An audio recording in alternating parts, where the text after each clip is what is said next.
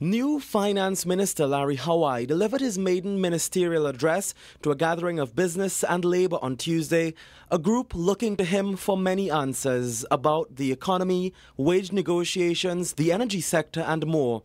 And from the get-go, he signalled his intent. He wants to work with all stakeholders to take the economy forward. I know that as Minister of Finance and the economy is going nowhere unless I can bring all the parties who are in this room together with me heading in the same direction. Minister Hawai was quick to acknowledge that the economy is a challenge with consecutive quarters of economic contraction and a forecast of further declines in growth projections. We are therefore facing major challenges as we seek to keep our increasing debt to GDP ratio under control and to stimulate economic demand.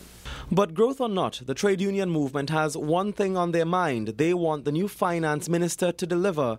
NATUC President Michael Anisette says a priority must be to settle all outstanding wage negotiations as a matter of urgency. The Social Dialogue Workshop aims to bring all representatives around the table on issues relating to the economy and the social policy. Prime Minister Kamla Persad-Bissessar admits that while there is no perfect solution, she believes this new attempt at social dialogue can provide the answer to many challenges facing government, the trade union movement and the business sector. Issues of wages, issues of productivity, issues of unemployment, issues of economic growth, inflation, crime, and other areas of importance to our national priorities can all be addressed comprehensively if non-crisis and cordial collaboration can become part of the way a government functions. Mrs. Persad-Bissessar says it is important to build trust among all partners.